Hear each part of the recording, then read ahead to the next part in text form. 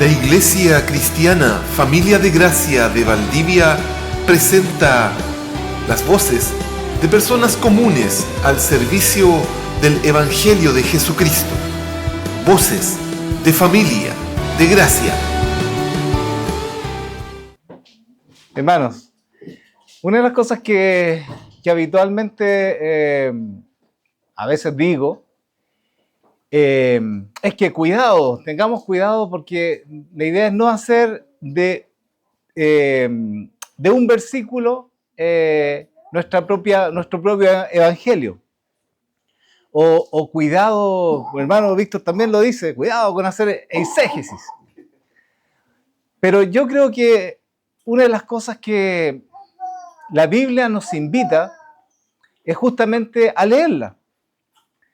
De hecho, en el siglo XV o en la Edad Media, las Biblias estaban cerradas con llave, porque solamente los sabios podían, o los sacerdotes podían leerla. De hecho, la reforma justamente, una de las primeras cosas que se hizo de la reforma es imprimir Biblias para que tuviera acceso a todo el mundo. Y eso no hay que perderlo. Aunque tengamos nosotros la posibilidad de errar en el texto, igual tenemos que leerlo. De hecho, el relato bíblico está hecho para que nosotros nos imaginemos, nos coloque en lugares, hacemos reflexión y sacamos conclusiones. La Biblia está hecha para que sea un impacto, algo saquemos de conclusiones, no pase así nada más la lectura. Y en base a eso, quiero invitarles a que podamos leer un relato que para mí, y sobre todo en lo que había contado previamente, de todas las situaciones que uno le pasa, especialmente con enfermedades, para mí significó una ayuda, sobre todo de cómo el Señor reacciona frente a las necesidades de las personas. Por favor, busquen en Marcos, capítulo 1. Vamos a leer, o vamos a ir leyendo del versículo 21 al 45. Después de que Jesús había llamado a 4 ya, cuando empezamos ya del versículo 21, había llamado a Simón, a Andrés, que era el hermano, a Juan y a Jacobo, que también eran hermanos.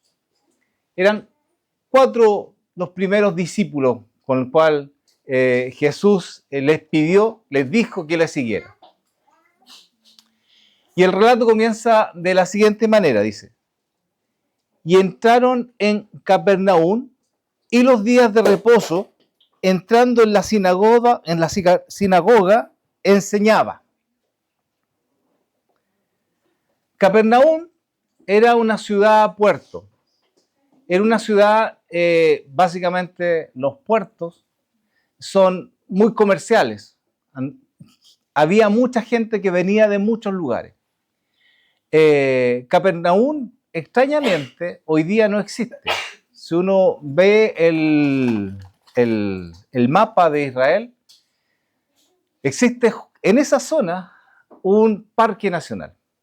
Ya no existe. Hay ruinas nada más. Ruinas justamente de la época de Jesús. De hecho, Jesús mismo había pronunciado una profecía contra Capernaum.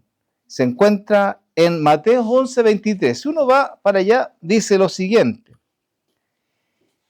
y tú, Capernaum, que eres levantada hasta el cielo, hasta el Hades serás abatida, porque si en Sodoma se hubieran hecho los milagros que han sido hechos en ti, habría permanecido hasta el día de hoy.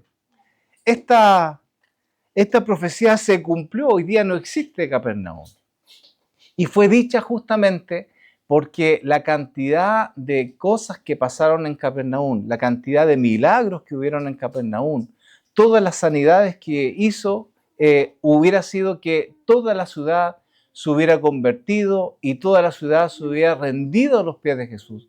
Pero no fue así.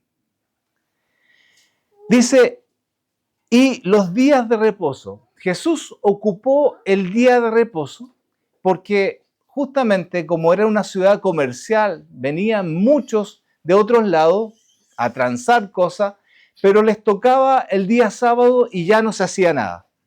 El sabbat hacía que nadie hiciera nada, no existieran los viajes. Hoy día, por ejemplo, que es día domingo, si uno quisiera viajar a otro lado, pudiera hacerlo porque hay buses, hay locomoción, pero en los días de Jesús, llegando el sabbat, no se hacía absolutamente nada, nadie viajaba y las personas que andaban de otro lado estaban obligadas a quedarse en Capernaum.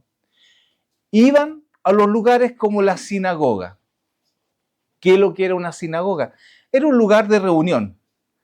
Habitualmente el templo era hecho para hacer los sacrificios, pero existían lugares como la sinagoga, que eran especies de templitos chicos donde la gente estudiaba la Torá o estudiaban los profetas. Los días sábados, especialmente los días sábados. Y el resto de la semana se ocupaba como pequeños juzgados. Se impartía justicia en esos lugares también. O sea, era como un lugar multipropósito. Los días sábados se ocupaba para poder estudiar y Jesús empleó justamente ese tiempo para estar con ellos. Pablo también invirtió tiempo en ir a las sinagogas de todos los lugares. El primer lugar donde iba Pablo era justamente a estos lugares que se llamaban las sinagogas. Y dice que estaba en la sinagoga donde se impartía, o sea, abría el libro y se empezaba a explicar. Y dice que Jesús enseñaba ahí. Y la gente se admiraba de su doctrina. Y dice que porque les enseñaba como quien tiene autoridad. Cuando uno le llega, porque justamente lo que decía, el texto hace que uno piense. El texto te está guiando para que uno interprete cosas. Se meta en los lugares, viva el lugar. Dice que enseñaba como quien tiene autoridad. Esa palabra significa varias cosas. Significa que enseñaba con sabiduría, que enseñaba con convicción, pero también que enseñaba con poder. El concepto de poder que tenían los judíos se enseñaba con maestría también, pero el concepto de poder era esta idea de que alguien mandaba y las cosas se hacían. Ese es el concepto de poder, que alguien manda y las cosas se hacen. Y está súper graficado en este encuentro que tiene Jesús con el centurión, ¿no? Cuando él se enferma, su criado, y le pide a Jesús que lo sane. Y le dice, yo no soy digno para que tú entres en mi casa, pero solamente di la palabra. Di la palabra y mi criado va a sanar. Porque él tenía claro que la orden que él podía decirle, porque dice, yo soy un sujeto también de orden, a mí me mandan también, soy sujeto de ser mandado, pero yo también mando a personas. Él tenía tan claro el concepto de poder, de que alguien mandaba y las cosas se hicieran, que lo vio eso en Jesús. Él lo tenía claro en el mundo físico, pero él sabía con quién estaba adelante. Él tenía el poder para que las cosas se hicieran. Eso es lo que veía la gente cuando enseñaba, que enseñaba con maestría, que enseñaba con poder, como alguien que tenía plena convicción de lo que estaba diciendo. De hecho, lo que más le molestó a los escribas, porque fue la comparación que hicieron con los escribas, era que la única interpretación posible era lo que él decía. Cuando decía, oíste que fue dicho, pero yo os digo, lo que él estaba diciendo es que no existe otra interpretación más de la que yo estoy diciendo. Eso enervó a la sociedad de la época, enervó a los sabios de la época, especialmente los escribas. Y miren cómo se da la cosa. Estaba enseñando Jesús sin ningún problema, con esta autoridad, la gente se asombraba y dice, pero había en la sinagoga de ellos un hombre con espíritu inmundo que dio voces. Estaba enseñando y de repente se le manifiesta un espíritu inmundo, un endemoniado. Y dice que dio voces. Esa palabra que dio voces dice, significa que empezó a gritar, empezó a vociferar. Y miren lo que decía, diciendo, ¿qué tienes con nosotros, Jesús Nazareno? ¿Has venido para destruirnos? Sé quién eres, el Santo de Dios. Qué extraño la forma en cómo se refería el extraño, digamos, me imagino para las personas que estaban escuchando, para nosotros no es extraño. Que los demonios conozcan a Jesús no es extraño. Es algo relativamente obvio, pero que estando conversando y que alguien diga, yo sé quién eres, le dice, eres el Santo de Dios. La reacción de Jesús es más extraña todavía, o por lo menos para las personas que estaban escuchando ahí. Dice, pero Jesús dice, le reprendió diciendo, cállate y sal de él. La pregunta que yo me hago, ¿el demonio estaba diciendo una falsedad? No. ¿Por qué lo manda a callar?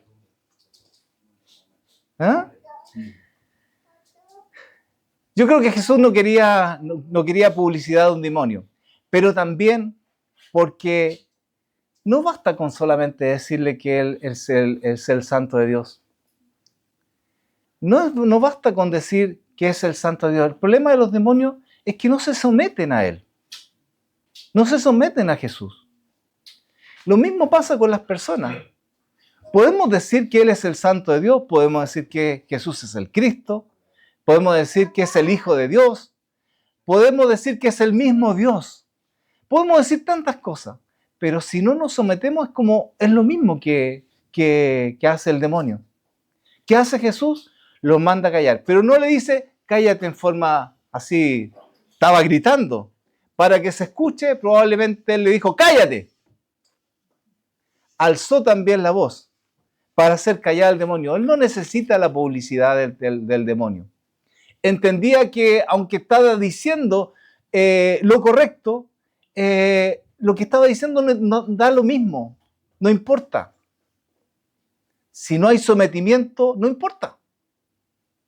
No es lo importante que se diga que Jesús es Dios. Lo importante es someterse a lo que Él dice. Dice, y el espíritu inmundo, sacudiéndose con violencia, en otras versiones dice que se levanta y empieza a revolver todo, dice que a todos atropella, dice, clamando a gran voz, salió de él. Le dijo como 3 palabritas, cállate y sal de él. Y el demonio salió de él. Un poco investigando cómo era esto en tiempos de Jesús, esto no era algo inusual, porque existían endemoniados en la época de Jesús. Esto ocurría, estando Jesús o no estando Jesús, ocurría en la sociedad. Cuando existía un endemoniado, lo que se tenía que hacer era un ritual. Había gente especializada para poder sacar demonios, o lo llevaban a un sacerdote, donde hacía un ritual.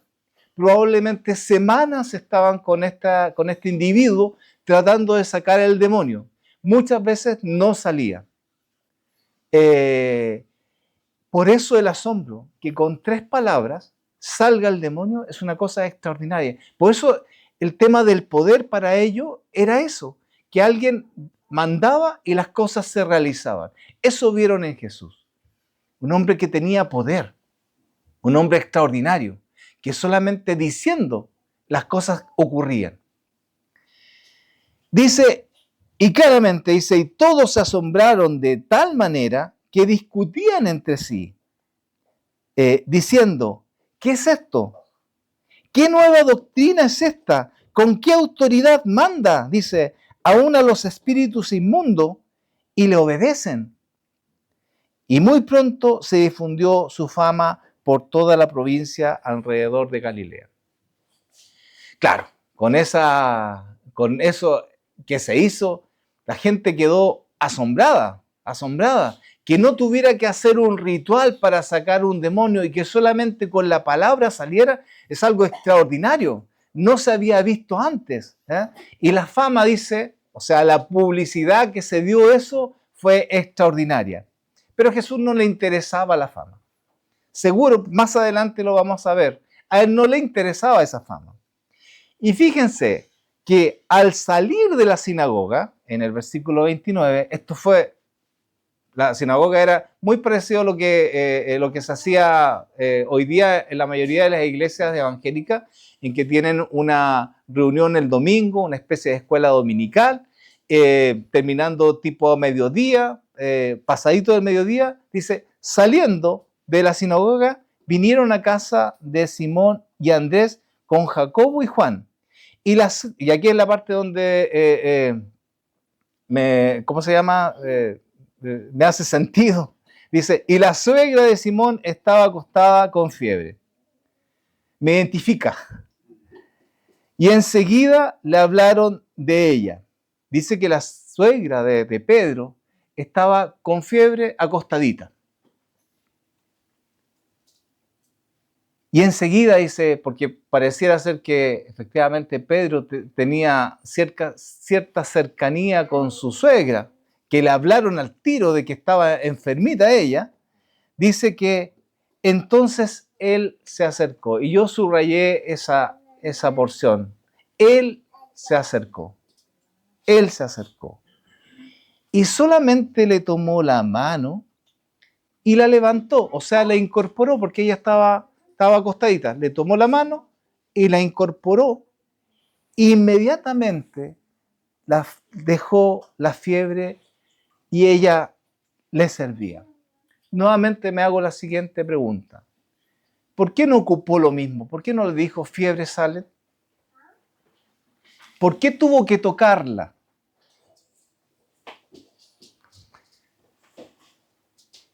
En mi interpretación, porque el texto me está llevando a que yo me haga ese cuestionamiento, a que yo me imagine por qué hace de una manera y después hace de otra, me lleva a pensar de que tenemos un Dios que es cercano. Me lleva a pensar a que tenemos a Jesús que se acerca para tocar, para identificarse, para poder estar con Él, para poder sentir. Solamente la tocó, se incorporó y la fiebre se fue. ¡Qué magnífico poder! ¡Qué extraordinaria persona! ¡Qué extraordinario habría sido pensar! Y además el texto me lleva a verlo con qué ternura lo hace. ¿Por qué hace ese detalle? Dice que la tomó y la incorporó.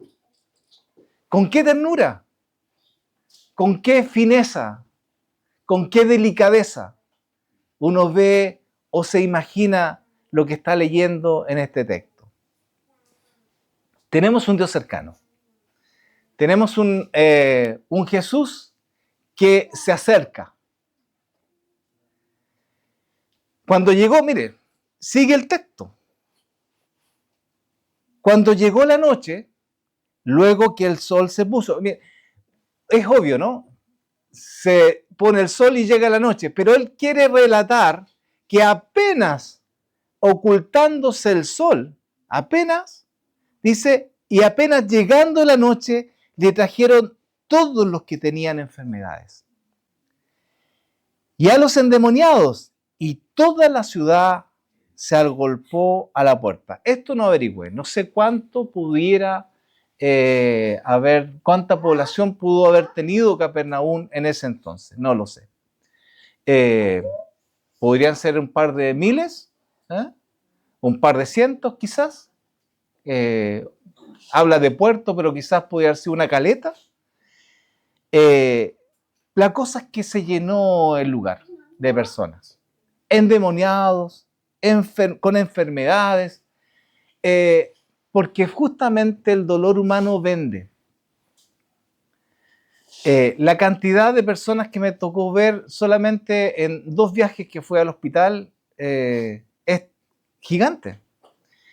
La cantidad de personas que está, de hecho, si uno pregunta, ya la hermana Rosita nos dijo que también estaba pasando por situaciones con su hermano. Si uno pregunta, yo creo que el 80% de los que estamos acá tenemos alguna situación que estamos pasando.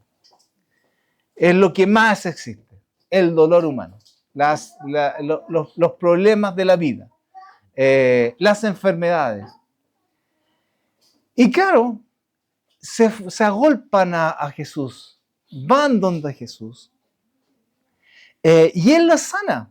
Dice, y sanó a muchos que estaban enfermos de diversas enfermedades, y echó fuera muchos demonios, y no dejaba hablar a los demonios porque lo conocía. Nuevamente no dejaba hablar a los demonios. No, él le conocía, no quería ese tipo de publicidad. Probablemente los demonios habrían dicho que efectivamente Él es el Hijo de Dios, efectivamente Él es el Dios mismo. Pero no lo dejaba. No interesa que los demonios hablen. Aquí existe que el sometimiento a la palabra del Señor. Dice, y levantándose muy de mañana. Yo no sé a qué hora, porque este relato continúa. Esta es una seguidilla, pareciera ser que son capítulos diferentes o son días diferentes, pero el relato es así. Imagínense, saliendo, sana a la suegra de Pedro, le agolpan con una cantidad, no sé hasta qué hora estaría Jesús sanando personas con la cantidad de personas. Probablemente le quedó gente sin sanar y demonios por echar. Y dice, y levantándose muy de mañana, siendo aún muy oscuro, o sea, le coloca muy de mañana y muy oscuro para que se note que debe haber dormido muy poco, salió y se fue a un lugar desierto. Y allí oraba. Allí oraba. Jesús probablemente muchas veces lo hacía así, porque Pedro lo empezó a buscar. También vio que Jesús no estaba probablemente y lo empezó a buscar. Pero noten que lo encontró, porque probablemente era el mismo lugar donde siempre él se levantaba e iba a orar. Con toda esta situación, probablemente Jesús, y esto lo hago justamente por el mismo relato porque me invita a eso, a preguntar la necesidad de orar. Estaba con muchas situaciones, pudo haber descansado todo el día con todo lo que ya había vivido, pero él se levanta a orar. Muchos decimos, no hay tiempo para orar. Muchos decimos que no nos alcanza el tiempo, estamos agobiados con tantas cosas. Pero es justamente al revés, ¿no? Cuando más necesitamos de orar es cuando más agobiados estamos. Cuando más cargas tenemos. Cuando más situaciones nos agolpa la vida, es cuando más necesitamos orar. Y ahí uno ve las prioridades de Jesús. Ahí ve la prioridad, lo que realmente vale la pena, invertir el tiempo. Y debemos preguntarnos nosotros, ¿en qué estamos invirtiendo nuestro tiempo? ¿Qué es lo que le estamos dedicando más tiempo? Y claramente donde más dedicamos tiempo es donde está más nuestro corazón. Jesús se levantó a orar. Y busca a Simón y hallándole le dijeron, todos te buscan. Todas estas personas que quedaron del día anterior, probablemente varios quedaron sin la posibilidad de que los sanara, y todos te buscan. Y aquí da una frase del propósito real de él. ¿Por qué vino acá? Dice, y él dijo, vamos a los lugares vecinos para que predique también allí, porque para esto he venido. Tenemos necesidades, hermanos. Tenemos necesidades, como hemos dicho, de salud. Pero lo más importante es que exista evangelio, exista que el Señor nos haya predicado a nosotros. Lo más importante es palabra de Él en nuestra vida. Eso es lo importante. Para Él lo importante, si bien había mucha gente con necesidad, pero lo importante era predicar el evangelio. Lo más importante en nuestra vida es que exista evangelio en nosotros, que exista palabra de Él en nuestra vida. Las necesidades van a existir siempre y los problemas también. Las enfermedades vienen de repente. De hecho, esta semana yo solamente vi los Juegos Olímpicos y me lastimé la rodilla. No sé, una cosa así como, no sé. De hecho, no veo más los Juegos Olímpicos. ¿A qué voy? A que las enfermedades llegan de repente. Ni siquiera estamos preparados para qué nos puede llegar. Vamos a tener, pero lo más importante aquí es tener, y Jesús era eso. Vamos a los lugares vecinos para que predique también allí, porque para esto he venido. Su idea de estar acá era justamente predicar el evangelio. Dejó a todas las necesidades que estaban ahí, dejó a todos los enfermos, los endemoniados, y salió a predicar a los lugares vecinos. Y predicaba en las sinagogas de ellos, en toda Galilea, y echaba fuera demonios, porque también esto era algo habitual. Dice, siguiendo el relato, que vino a él un leproso rogándole, e hincada la rodilla, le dijo, si quieres, puedes limpiarme. Aquí hay que hacer un paréntesis para poder entender esta imagen de lo que nos está proponiendo el relato. ¿Qué significaba la lepra? La lepra era una enfermedad común en tiempos bíblicos. Hoy día no lo es tanto, pero sé que hay lugares en este mundo que existe bastante aún la lepra. Es una enfermedad contagiosa que hace que la piel se empiece como a desgarrar. Es algo feo de ver y mucho más feo para el que padece. La Biblia y sobre todo el Antiguo Testamento daba indicaciones claras de cómo tratar la lepra. La lepra no solamente era una enfermedad física. ¿Por qué hace la diferencia del resto de las enfermedades con decir y viene a ir un leproso? ¿Por qué no dice y viene un enfermo? Porque la lepra no solamente era una enfermedad física, sino que también era considerada una enfermedad espiritual. Si uno quería saber cuál es el efecto del pecado en una persona, era solamente ver un leproso. En tiempos bíblicos era así. Si uno quería saber qué es lo que podía hacer el pecado en alguien, era ver un leproso. Con todos estos desgarros, con toda esta situación. Si uno busca en Levítico, como para entender un poco más qué significaba esta enfermedad, Levítico 13, 2 y 3, dice, cuando el hombre tuviere en la piel de su cuerpo hinchazón o erupción o mancha blanca, y hubiere en la piel de su cuerpo como llaga de lepra, será traído a Aarón, el sacerdote, o a uno de sus hijos, los sacerdotes. O sea, una de las cosas que tenía que hacerse cuando existía Levíticos 13, 2 y 3.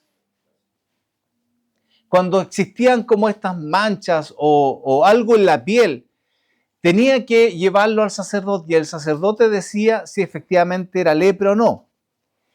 En el 3 dice, y el sacerdote mirará la llaga en la piel del cuerpo, y si el pelo en la llaga se ha vuelto blanco y pareciere la llaga más profunda que la piel de la carne, llaga de lepra es. Y el sacerdote le reconocerá y le declarará inmundo. O sea, el sacerdote lo declaraba inmundo. Por eso no era solamente una enfermedad física, era una enfermedad espiritual. Que un sacerdote, porque puede decir el médico te diga, no, acá el sacerdote decía que no solamente era una enfermedad física, sino que era una enfermedad espiritual. De hecho, justamente, para los judíos, era una reprensión de parte de Dios, era un castigo de Dios por el pecado que esa persona había cometido. Y no solamente lo decía el resto, lo decía el que lo padecía. El que padecía la enfermedad decía que era por causa del pecado su enfermedad. ¿Ya? Reconocía él que era por causa del pecado. En Levítico 13, el mismo 13, del 45 y 46, dice, y el leproso en quien hubiere llaga llevará vestidos rasgados y su cabeza descubierta. Yo no sé si era la cabeza rapada o sin algo en la cabeza, pero da a entender que no tenía que tener nada en la cabeza. Y esbozando pregonará inmundo, inmundo. O sea, la persona tenía que llevar sus vestidos rasgados, sin sombrero y probablemente con la cabeza rapada, y él tenía que decir que era inmundo. Él.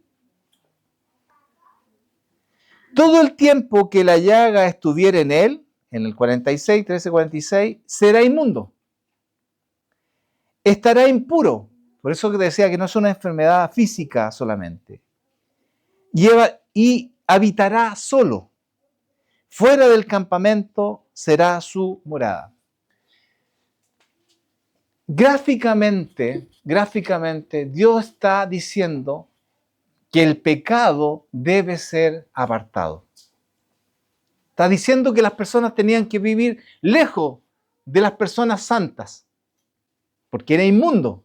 No solamente era gritar enfermo, sino que era decir que era inmundo. Tenía que existir esta parte. Como el relato nos va hablando justamente del Evangelio del Señor. Todos nosotros, aparte, como leprosos, debemos decir que somos inmundos. Sí nos está diciendo. Todos nacimos en pecado y somos pecadores. Por lo tanto, nuestra condición es esa. Nuestra condición es ser inmundo delante de Él. Y como inmundo debemos vivir separados de Él. Esa es la condición. Bueno, así era. De hecho, yo no sé, porque el relato acá no lo dice, pero seguramente con toda esta fama extendida, el leproso escuchó de las sanidades de Jesús. Y tuvo que meterse, él tuvo que ir por sobre la ley, porque él tenía que estar aparte. Él quería ir a conocer a Jesús y para eso tenía que estar en los lugares donde estaba la gente sana. Dice, vino a él un leproso, rogándole, e hincada la rodilla, le dijo, si quieres, puedes limpiarme. Me gusta esta frase. Me gusta porque no está imponiendo absolutamente nada. Está pidiendo si es que él quiere, lo limpia. No necesita hacerlo, porque su condición es la de inmundo. No necesita limpiarlo. Él ya es inmundo. Pero le pide si quiere limpiarme. Y la respuesta de Jesús es inmediata, dice. Y Jesús, teniendo misericordia de él, extendió la mano y le tocó y le dijo, quiero ser limpio. Esta frase es muy importante, muy interesante además, porque para los judíos habían dos cosas que no se podían hacer. Una, tocar un muerto. Si uno tocaba un muerto, se contaminaba y ya necesitaba hacer una serie de rituales para poder limpiarse. Y la otra cosa que no se podía hacer era tocar a un leproso. Estaba en la misma condición, te contaminabas tú. Pero Jesús, ¿qué hizo? Le tocó. Porque tuvo misericordia. Nuevamente, ¿por qué tenía que tocarlo? Si solamente con la palabra podía haberlo limpiado. Y el relato me hace nuevamente llevar a esta frase de que en nuestras tinieblas, cuando estábamos nosotros perdidos en nuestros delitos de pecado, dice que Él vino a nuestras tinieblas. Él vino a nuestras tinieblas. Siempre nosotros decimos que para que un hombre cambie tiene que haber una intervención directa de Dios en la vida de las personas. No sé si para ustedes le hace sentido esto de que Dios y que Jesús hubiera tocado a esa persona para hacer limpia. ¿Y no le da la idea a usted que si usted hoy día cree en el Señor, fue algo parecido? Que en un momento dado, Él venga y te toque. Totalmente. No teníamos nosotros posibilidades. Necesitábamos nosotros un toque de Él. Una intervención divina de Él. Y sobre todo, porque Él dijo que sí quería. Yo creo que es eso. Yo creo que es justamente cuando las personas llegan con este sincero deseo y sobre todo con el sincero deseo de arrepentimiento, porque eso está hablando el texto, de que éramos inmundos y que necesitábamos ser limpios. Con este sincero deseo de arrepentimiento, Jesús no hace oído sordo a eso, sino que limpia. Dice, y así que Él hubo hablado y al instante, nuevamente, al instante, la lepra se fue de aquel y quedó limpio, dice. Entonces le encargó rigurosamente, dice, y le despidió luego y le dijo, mira, no digas a nadie nada, sino ve, muéstrale al sacerdote y ofrece por tu purificación lo que Moisés mandó para testimonio de ello. Él tenía que volver, como el sacerdote lo había dicho de que era, como el sacerdote había dicho que él era leproso, necesitaba nuevamente un sacerdote para poder decir que era limpio. Él, así lo decía la ley. Necesitaba nuevamente de que el sacerdote lo viera y que viera que estaba limpio para declararlo limpio de nuevo. Pero él le pidió justamente que no promocionara esta sanidad. Su propósito era otro. Su propósito, si bien el Señor puede hacer milagros el día de hoy, lo creemos, hemos visto milagros, yo he visto personalmente milagros. El propósito no es solamente que exista el milagro, si no hay realmente conversión verdadera. No sirve de nada. De hecho, como decía anteriormente, donde más se hicieron milagros fue en Capernaum, y hoy día no es nada. No es nada. La gente vio probablemente los milagros porque somos así. Queremos los peces, pero no queremos compromiso, no queremos seguir. No sirve de nada en nuestras vidas si vemos solamente bendiciones y no existe en nosotros el sincero deseo de poder seguir y comprometernos con Él. necesitamos justamente de su intervención siempre. No podemos vivir sin su palabra. Necesitamos nosotros seguirle a Él. Y no esperar de sus milagros. Solamente a Él, su evangelio, su palabra es lo más importante.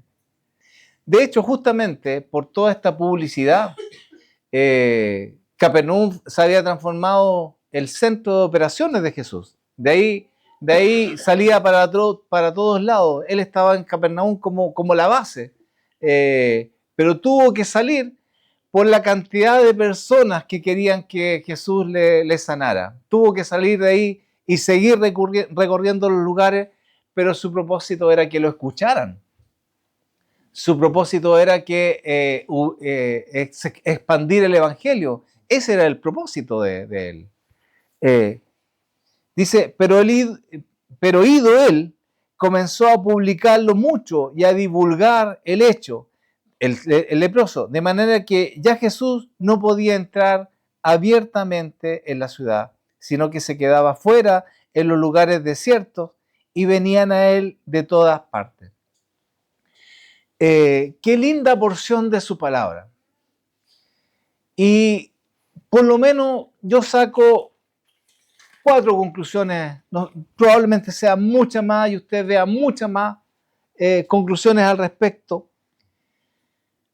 Y lo primero que veo yo es que Jesús tiene el control de todo. Él tiene el poder y dominio sobre todas las cosas. Él tiene el control. Si uno podría decir, ¿por qué tenemos que confiar en Jesús? Si no lo vemos, hay muestras acá y que hacen sentido en mi vida, afectan mi fe, me llena de fe esta palabra. Puedo confiar en Él. Él nos dio muestra de que podemos confiar en Él. Tiene todo el control, tiene todo el poder. ¿Qué más veo yo en esta porción? Bueno, que Él tiene especial cercanía. Tiene un trato individual. Tiene un trato individual con cada uno de nosotros. No es un Dios de masas.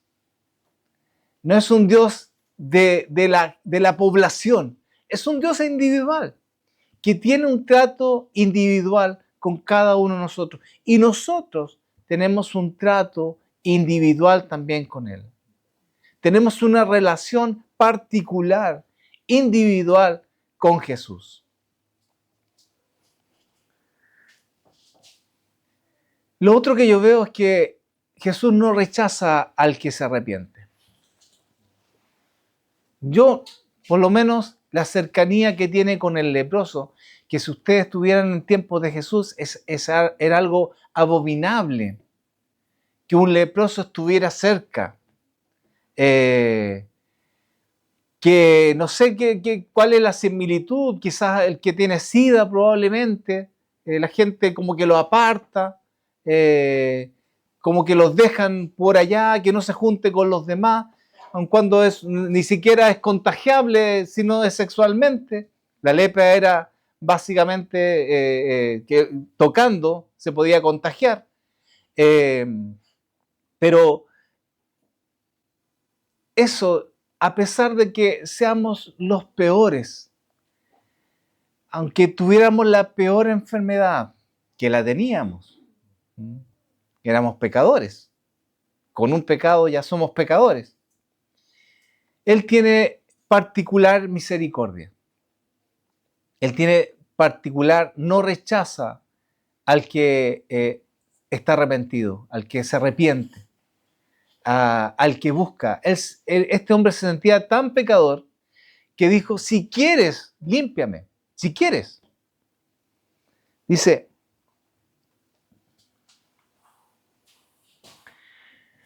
lo que yo veo en el texto es que podemos confiar y descansar en Él.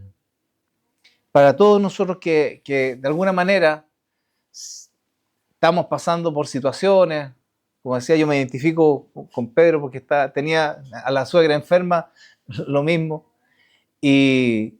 pero quizás en el futuro alguno de ustedes también va a tener alguna dificultad. podemos acercarnos confiadamente a Él. Podemos ir con total confianza. No hay rechazo. Tenemos nosotros la posibilidad de descansar en Él. Tenemos nosotros la posibilidad de mantenernos en Él. Así que la invitación es esa, hermanos, a no desmayar, a poder seguir a pesar de las circunstancias, a pesar de las situaciones, a pesar de lo que venga. Oremos.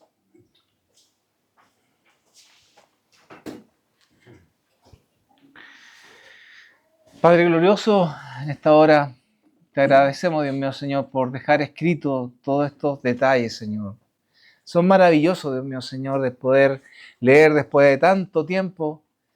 Quizás han habido muchas interpretaciones, Dios mío, Señor, de todo esto. Ya han pasado más de 2000 años, pero aún afecta. Aún tu palabra afecta hasta el día de hoy, porque no es una palabra de este mundo. Es directamente tuya, Dios mío, Señor. Tú influiste en lo espiritual para que estas frases, lo que acabamos de leer, Dios mío, Señor, todavía sean poderosas, Dios mío, Señor. Te lo agradecemos, Señor, te lo agradecemos. Que sigan afectando nuestras vidas, que sigan conmoviendo nuestras vidas, que no pasemos por la vida impávidos, Dios mío, Señor, sabiendo, Dios mío, Señor, que tú existes, pero sin tener como los demonios ningún tipo de acercamiento, solamente diciendo desde lejos de que tú eres Dios. Dios Todopoderoso, en esta hora, te pedimos, Señor, por todas las afectaciones, Dios mío, Señor, de que puedan existir, que puedan haber enfermedades, situaciones, Dios mío, Señor. Te pedimos, Señor, por cada una de ellas, que tú hagas tu voluntad, Dios mío, Señor, que tú puedas hacer, Dios mío, Señor, igual como en antaño, Dios mío, Señor, tus milagros. Pero eso entendemos que no es lo más importante. Lo importante es que tu palabra permanezca en nosotros. Gracias, Señor. Gracias por tu palabra. Te lo agradecemos en tu nombre. Amén.